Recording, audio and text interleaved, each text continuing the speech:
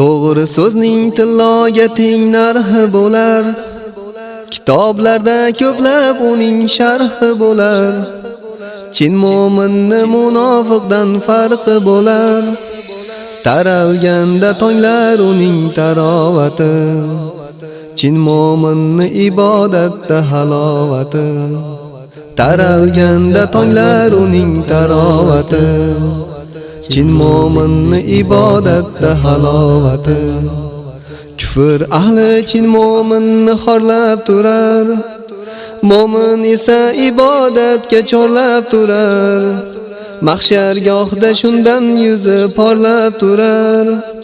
Tillarida bo'lar mudom tilovati.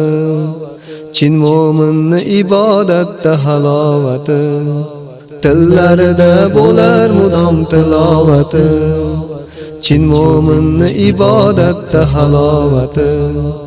Chin mo'minlar baholanar dinga qarab. Ajratmangiz ajammi u yoki arab. Duo qiling unga dildan nusrat so'rab. Doim bo'lar payg'ambarga salovati. Chin mo'minni ibodatda halovati. Doim bo'lar payg'ambarga salovati. Chin mo'minni ibodatda halovati.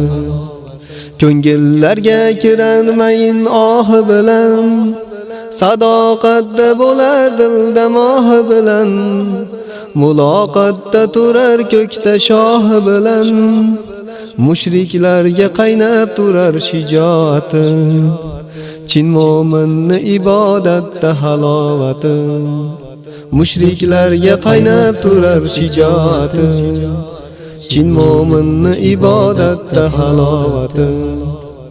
Ibodatda ko'zlar to'la ashki bo'lar. Ahliga g'ayrati bo'lar, rashki bo'lar. Haqda turgan har mo'minga ishqi bo'lar. Tog'lardan dametin bo'lar matonati. Chin mo'minni ibodatda halovati. Tog'lardan dametin bo'lar matonati. Chin mo'minni ibodatda halovati. Haqda yashar hayotida g'oya bo'lar. G'ariblarga qalqon ko'ksi qoya bo'lar. Qiyomatda arshdan unga soya bo'lar. Qamrab olar jalil zotning jalolati.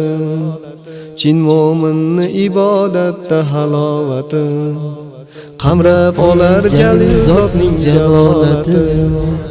Chin mo'minni ibodatda halovati.